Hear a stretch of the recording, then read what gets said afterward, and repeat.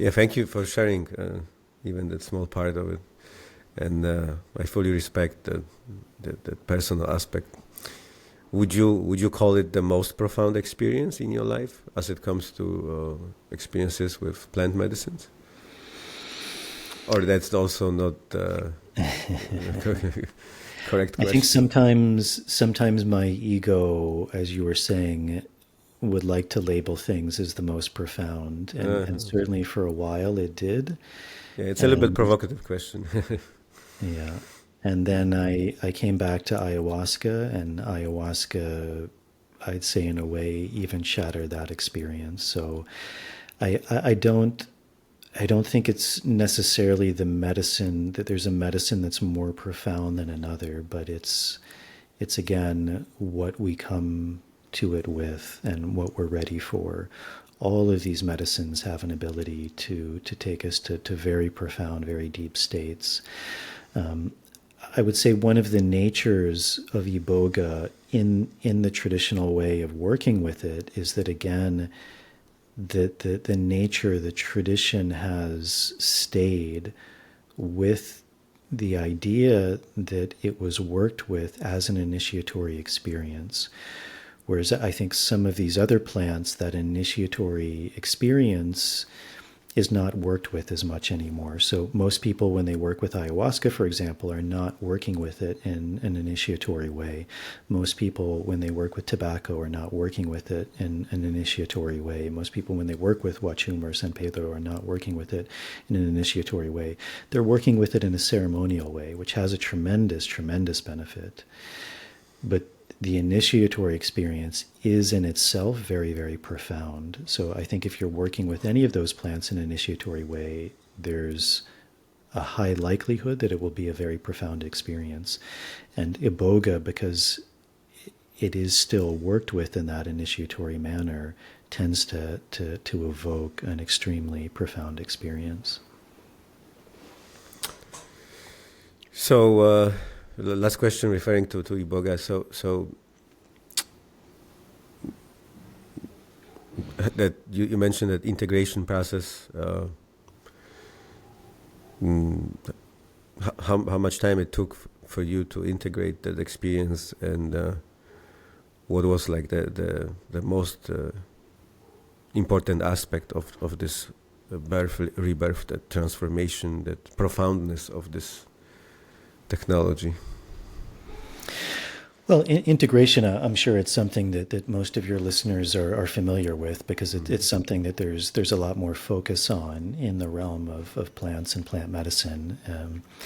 Integration, it essentially means to make whole. It comes from the same word as integrity.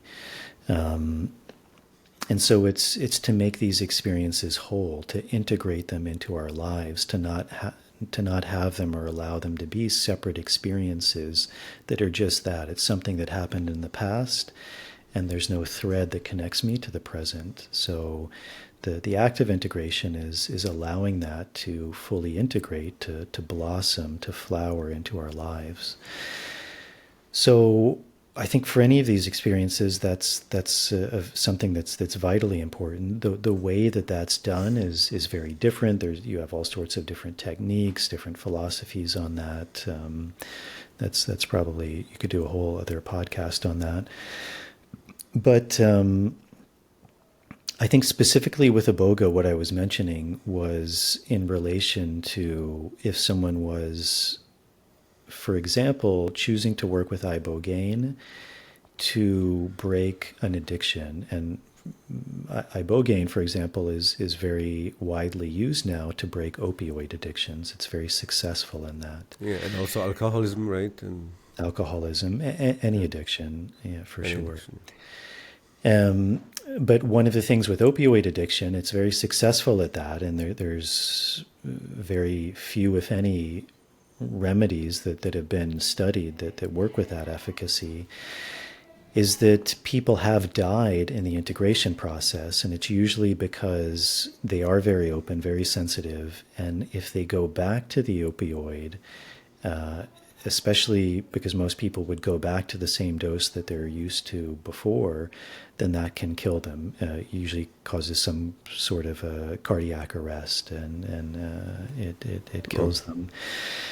So that's very important to know, and that's very important to, that's why I was saying, be in an environment that allows that integration to happen, to where hopefully, like for example, in a clinical setting, you literally don't have access to opioids, so that you wouldn't run the chance of accidentally going back to that and then having a very deleterious effect. So with Iboga, very often when you emerge, you're, like I was saying, it's almost like you're a baby. So you're very, very sensitive. You're very weak. You may need to just lie down for 24 hours, 48 hours before you slowly begin to stand up. And then even usually there's like it's very heavy to walk. I remember I was walking in the jungle and I needed to stop every 5 steps and just hold a tree, because the energy just wasn't in my body. And just visually things were still very open, and light flares and movement, and trying to regain my strength, my footing. So again, why do you think is that we become so weak during that experience?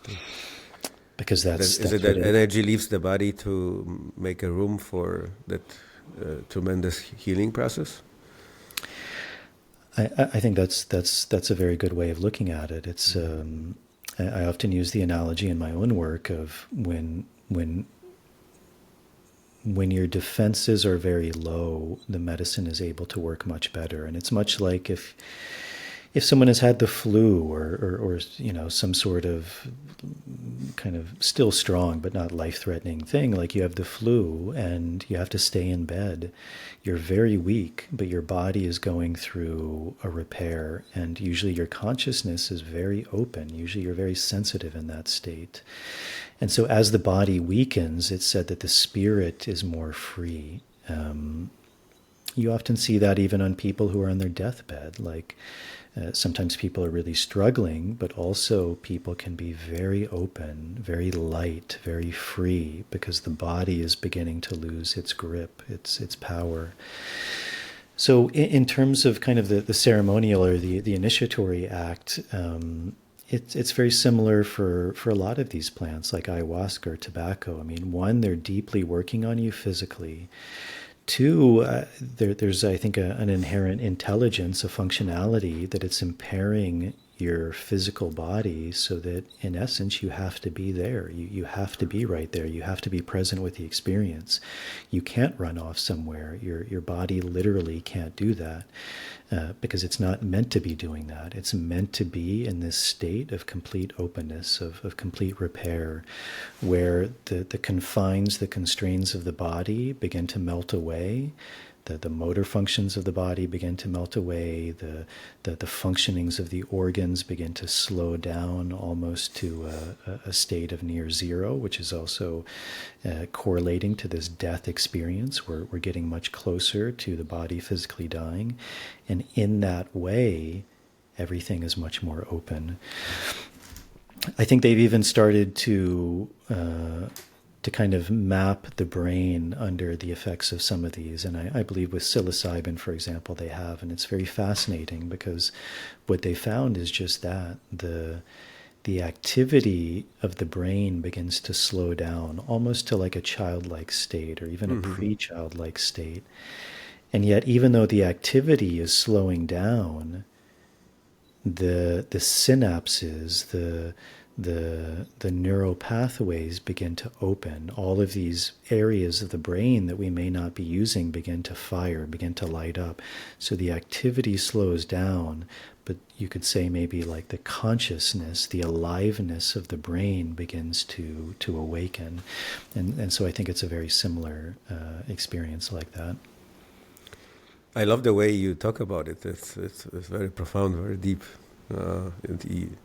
I felt like a glimpse of being in this experience. Thank you so much for sharing that so beautifully. I remember I spoke with Rak Razam. Do you know Rak Razam? Have you heard about him? I've, He's I've from heard of, Australia. I've heard the name. I don't know anything about him. Yeah, he's pretty well known in Australia, working with a lot with 5-MeO DMT.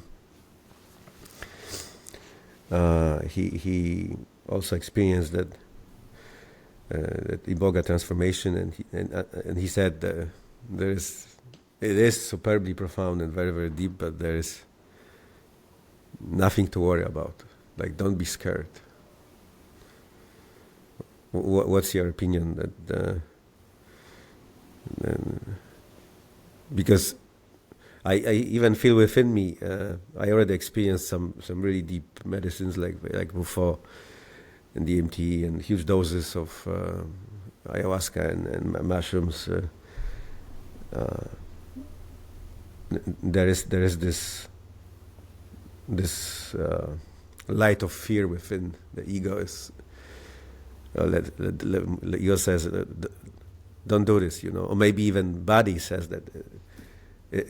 Would you say that this is more challenging for our mind or for our body or for our field of heart, that Iboga experience transformation? Well, it depends on what you're coming.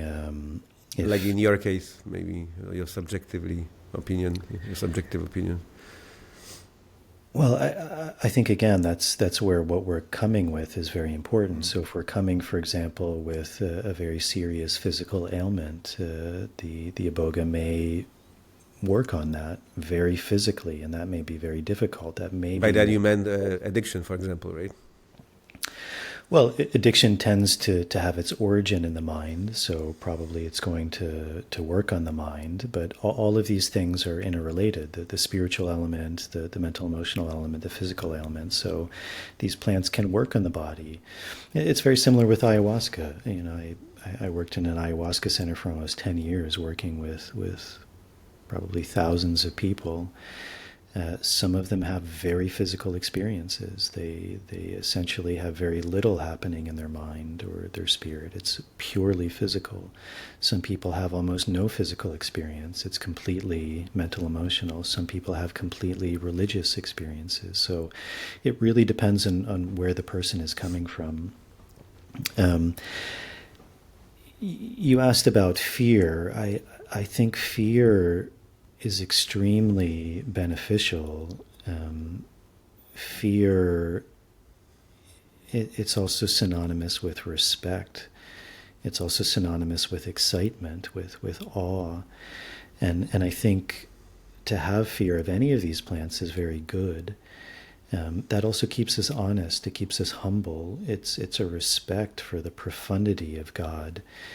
There's a very beautiful story, which you're probably familiar with, called the Bhagavad Gita, and it's the story of Krishna, which is one of the manifestations of God, one of the incarnations of God, speaking to Arjuna before a great battle, and Arjuna eventually becomes quite comfortable with him, and at one point he asks Arjuna to show him his true form, because up until then he had been showing him his human form, his form as Krishna. And Krishna says, "Are you sure you want to see my true form?" And Arjuna, in his comfortability, says yes. And so he transforms into his 10,000 faced form, and 10,000 is a very esoteric number for infinity. And it's so overwhelming, so horrifying, so awe-inspiring, so much beyond the comprehension of Arjuna that he prostrates himself before Krishna and he begs him to turn back to his human form. That's like, in a Christian sense, what could be described as the fear of God. And also what I was alluding to in the beginning of the mind trying to know or to control. When it's shown what's outside of its scope, the mind cannot comprehend that, and that's where fear begins to come in.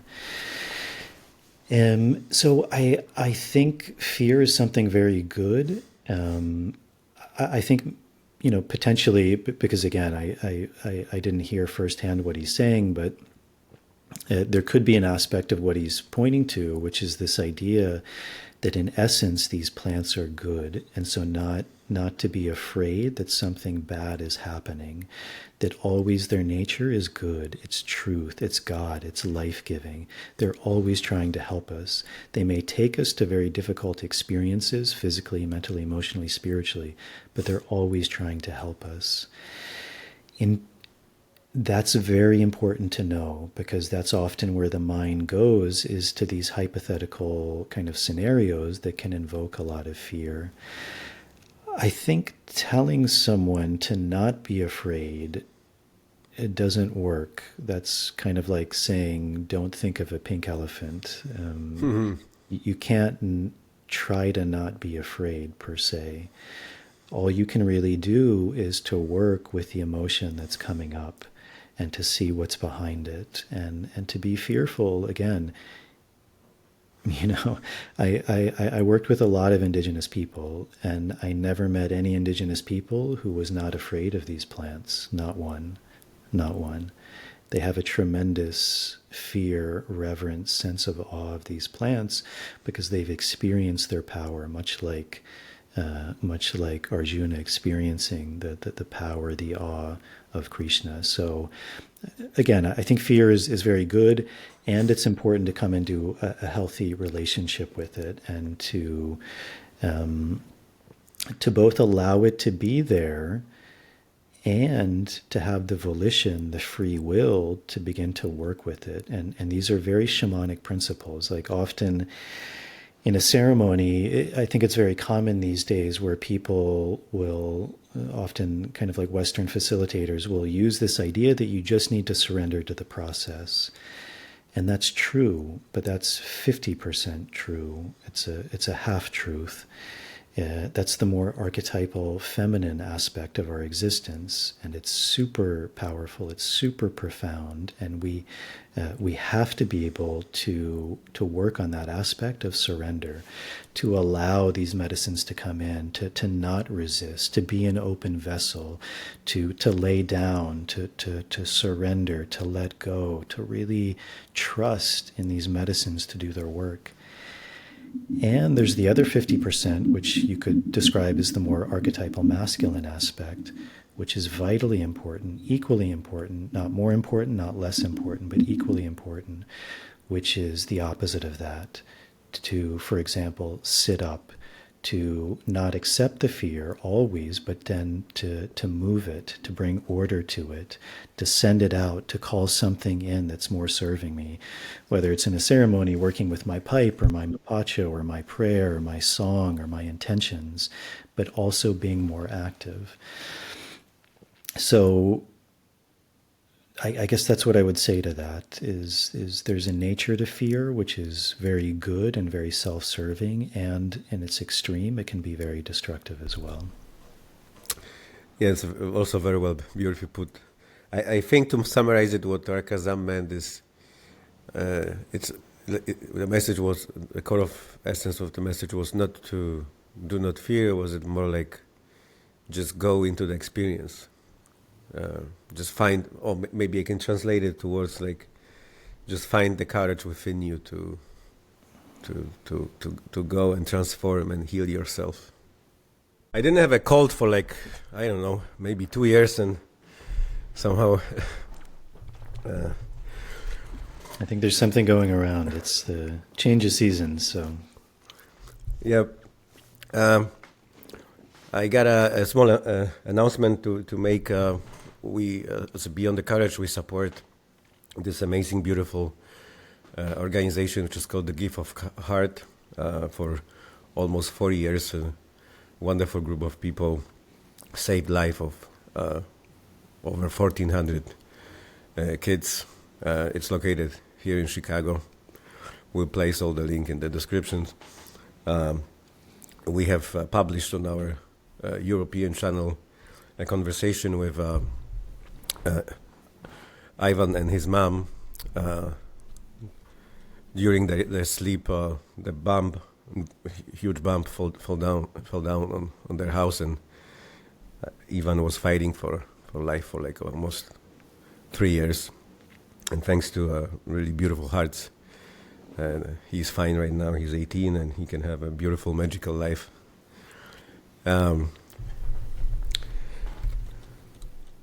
Jason, is there any particular direction and any agenda where you're going right now with your podcast, or you just freely flow? You let life guide you, and how do you choose your guests? That's a very interesting also question for us.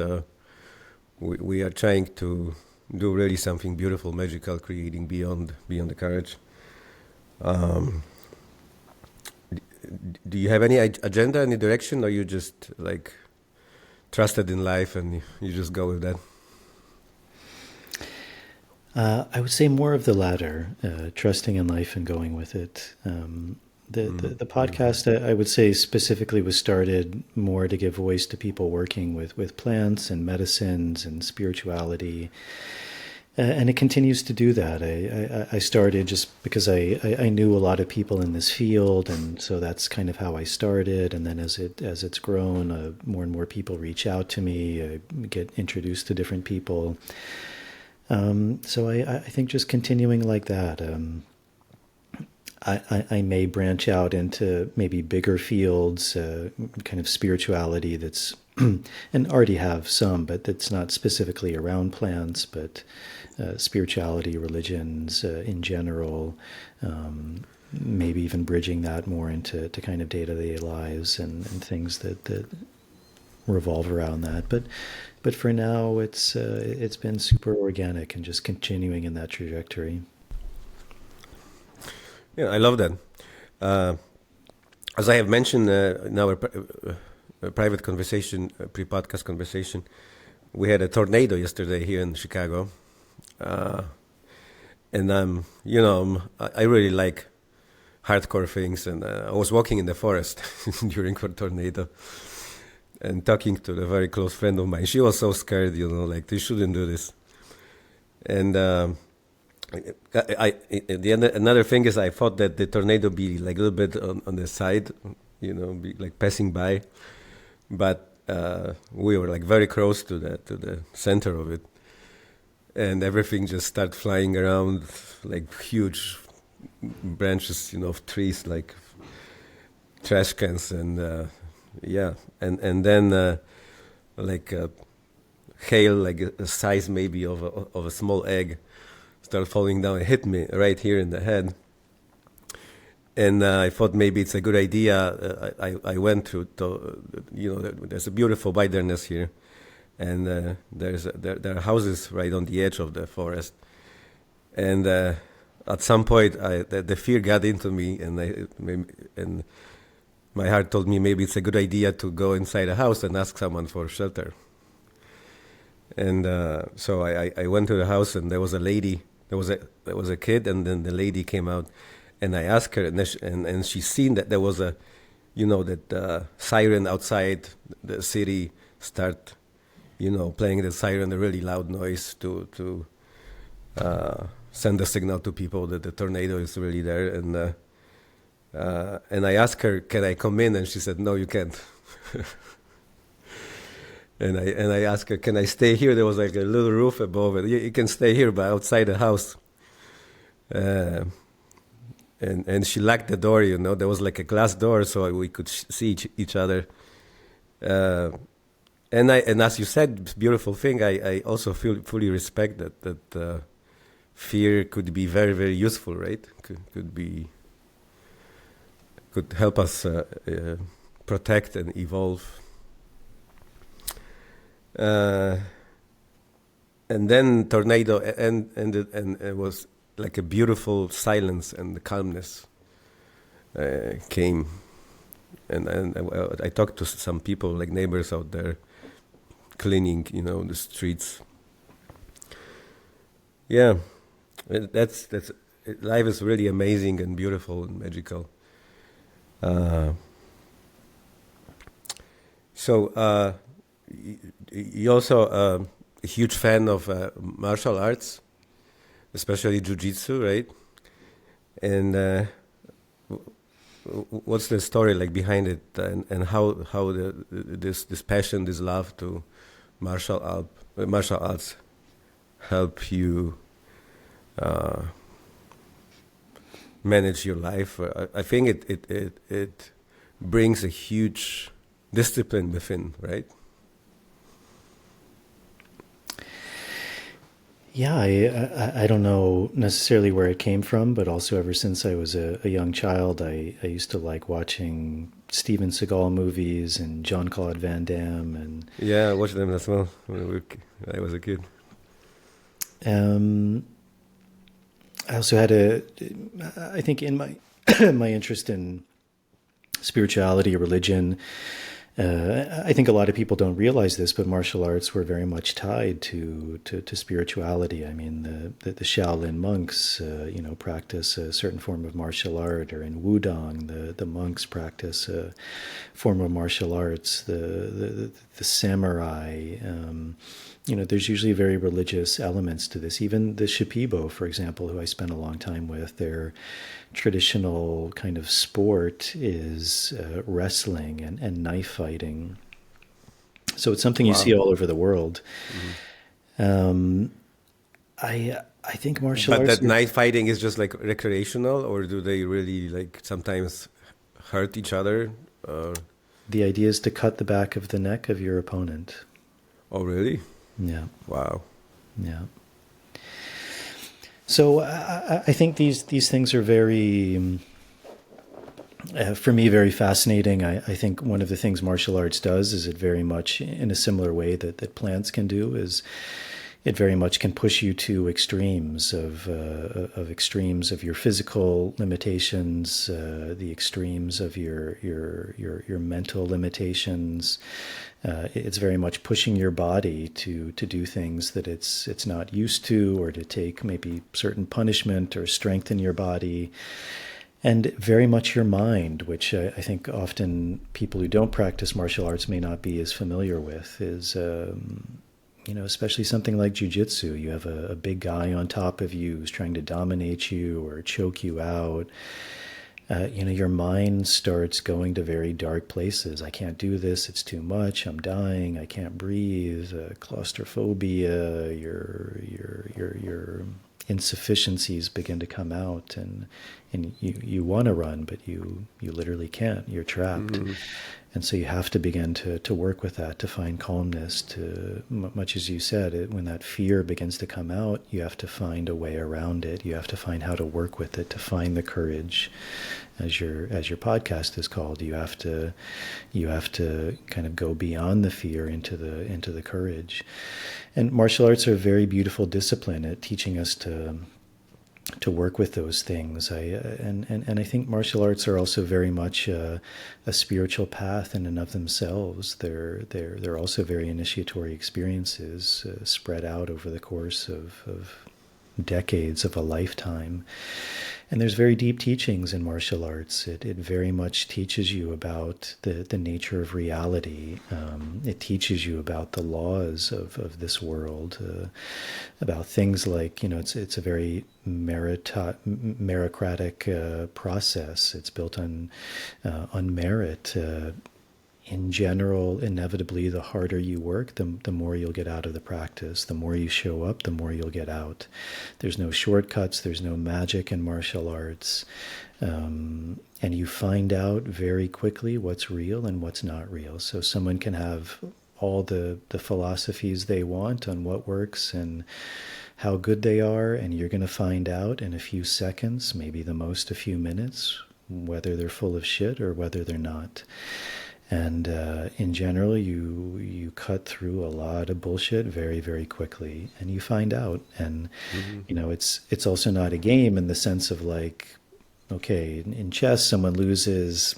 Okay, I lost. I'm going to play again in another few minutes. Like, in general, the consequences of martial arts are very, very devastating. It's a beat up body or broken limbs, or if there wasn't a referee, the ultimate consequence is death. But practiced in a way that's eliminating that factor, it's still taking you in a way very, very close to those states. And so there's a process of becoming more comfortable in those very difficult situations. And so I think it's a beautiful process of training, as you said, disciplining the body, the mind, the spirit, and there's a tremendous teaching in there. Of very much the nature of this world, and I think even something beyond that as well. Also very beautiful put. Have you got into the knife fight with Shapibo out there, or No, some kind of an interaction like wrestling or something like that? Wrestling, yes. Yeah. But no knife fight. Right? Still no knife fights. Yeah. Do they cut the neck just a little bit, or they actually cut the throat like even up? It's the back of the neck, so it's not the throat, so it doesn't kill you. I mean, but I didn't. Yeah. Sorry, I should rephrase it. Yeah. That was their tradition. They don't practice it as much anymore, but I think again, like these were very much warrior cultures, and it was to build strength, to build discipline, to build skill, all of these things that were considered very essential for their physical well-being, for the well-being of their tribe, their community, and also in the spirit realm. It's I think one of the in a lot of these maybe more modern ways of looking at things like shamanism or plants or spirituality, there's very much this view of kind of like everything is light and rainbows, and that's ultimately what we're moving towards. I would say these shamanic cultures have a very realistic and a very dualistic view of reality. Again, this idea that there is good and therefore there's also evil. There's light and therefore there's dark. And they would view the nature of our own illness, of our own disease, not only as products of something uniquely us, but also this dualistic or relational aspect. And so there's a relational aspect to other people, towards other cultures, towards other entities, towards other beings, towards other spirits, and some of those can be malevolent. And so part of the shamanic path is cleaning, clearing, fighting, bringing order to things, bringing harmony to things, and often going into very difficult situations, needing to battle, needing to go into the darkness, needing to bring light. It's the archetypal hero's journey of going into the cave, facing the dragon, which is the winged serpent, and also the dragon. It's very interesting because the etymology of that is light, and it's very often the light that's reflected back. So it's also this very internal process of going into the nature of ourselves, being confronted by things like you were mentioning, fear, finding courage. But also they were also, warrior civilizations. There's often this kind of, I think, misconception of Native American peoples as being like long-haired, free-loving, peace. That wasn't the case. Like, there was a lot of war, there was a lot of fighting, they were warrior cultures, and they were trying to bring order not only to their physical lives, to that which can be seen, but also to that which cannot be seen, to the spirit realm, to the shamanic realm. And they often viewed themselves as warriors who had to go into battle. And you see this in traditions all over the world. I mean, if you go into Catholic churches or Orthodox Christian churches, there's often these archetypal huge battles of light and dark, of demons and archangels. Jesus is often represented as a warrior, or even if Jesus isn't, you have the archangel Michael or Gabriel or Raphael, who are warrior angels. You have the seraphim or the cherubim, who are these angels who fight the forces of darkness. They fight the demonic energies. So I only say that in terms of martial arts, which is why I think they were also very much associated with spirituality, which is, again, like a lot of the martial arts that we practice tend to stem from Japan, like judo, aikido, jujitsu, karate, maybe taekwondo from Korea. But all of those probably have their roots older from China. They came from China to Japan, and probably even pre-China, like a lot of people would root those practices in actually ancient Indian practices. But only to say that all of these religious practices in general tended to go hand in hand with martial arts, because they also saw that there's a very physical element to this world, and also to the unseen world, where there had to be order that was brought.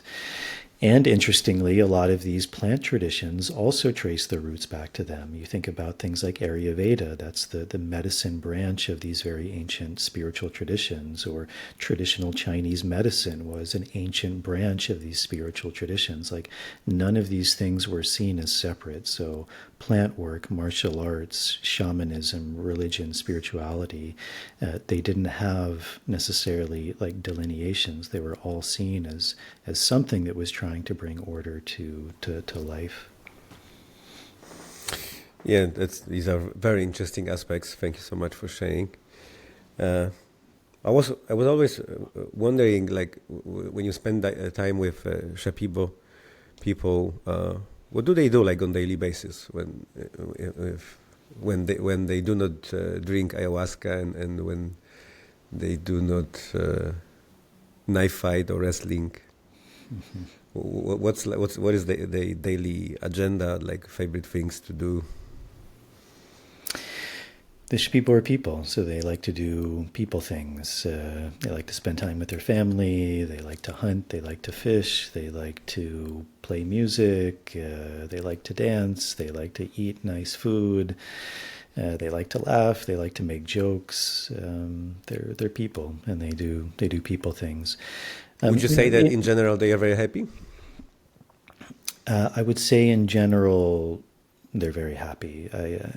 I think in general there's probably a correlation between the more one has, the less, in a way, happy they can be. That's a very tricky statement, and that's not absolutely true. Certainly material wealth can bring you happiness, and that's very important. But I think, once you get past maybe some of the basic things, that begins to become less and less true. And so I would highly agree with that. Mm-hmm. Yeah, so they're very much people of the land, and they're still connected to the land, and nature, I think, is where a lot of happiness originates from. I mean, ultimately originates from within us, but there's a tremendous joy of the connectivity of nature, the natural world. Also most Shipibo people don't drink ayahuasca. It's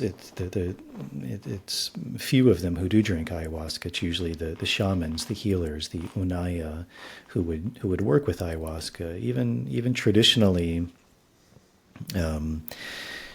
like very often, if you were sick, and you came to a shaman or a healer, you also didn't drink ayahuasca. It was the shaman or the healer drinking the ayahuasca to open his or her vision, to allow him or her to work on you energetically, and then potentially to see the correct plants to prescribe to you. So it wasn't. Even within Shipibo culture, it's not super common that people drink ayahuasca. Mm-hmm. At the end, I would like to ask you this little bit tricky question. It's like a repeatable question, but it's every time different. What would be the ultimate, the most important question for you if you could ask that question yourself through me, through us? What would be that question?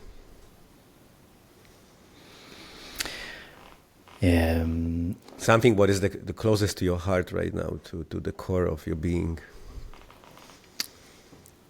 Well, the first thing that comes to mind is what we spoke about earlier, and it's this nature of, I think, what a lot of these traditions are pointing to, which is the root of our, we're speaking about happiness. It's the root of our unhappiness, which is to truly know who we are. I mean, even in a more Western sense, like at Delphi, that's what was written above the oracle, is to know thyself, and this idea that we forget that. So I think that's probably the deepest question that we can ask each other is who am I?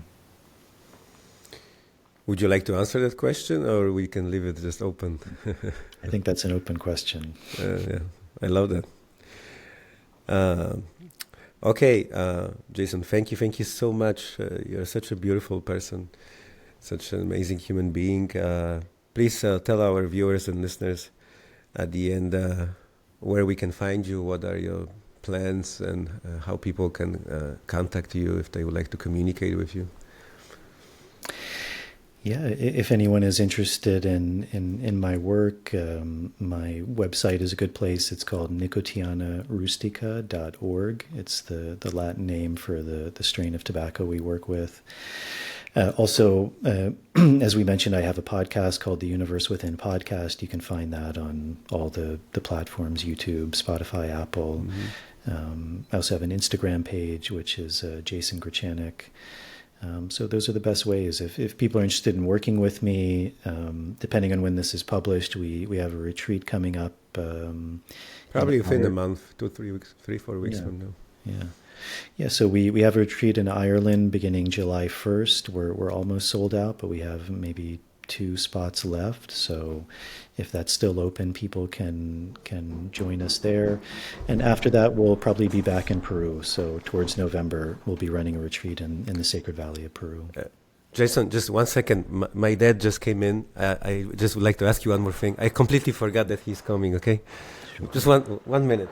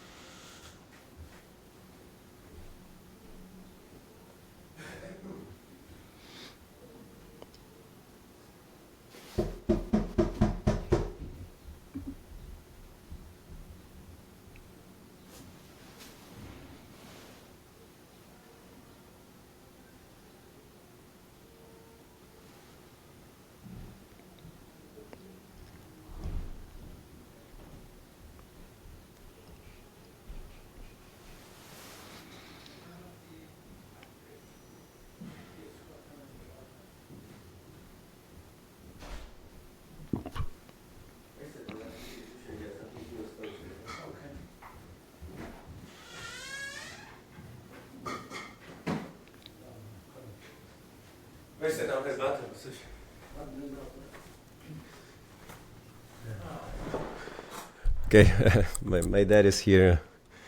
He's making some really amazing kombucha recently. So you were saying about the retreat in Ireland, right? Mm-hmm. Mm-hmm. Yeah, so if people are interested in that, they can find out information on my website, nicotianarustica.org. And I think that's it. Okay, and what are your plans for this summer?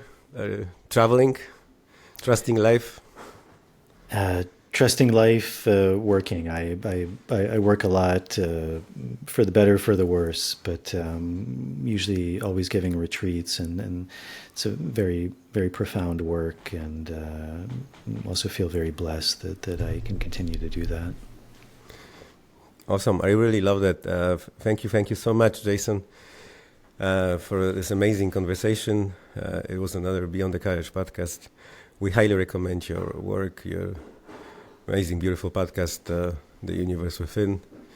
And be more than happy to talk to you maybe sometime from now, a couple months or maybe a year. We always make this offer to all of our guests because you're such a beautiful, interesting persona. Well, thank you very much. Thank you for the kind words. Thank you for having me on. And if I can help with anything, always reach out. Let me know when it's out, and I'm happy to share it on all of my social media and things like that. So thank you very much. Thank you for your time. Thank you for doing what you're doing, and I really appreciate it. Thank you so much. Thank you for doing what you're doing, and thank you for such a deep insights, especially referring to Iboga. Thank you. You're very welcome. Take care, Robert. Nice to meet you.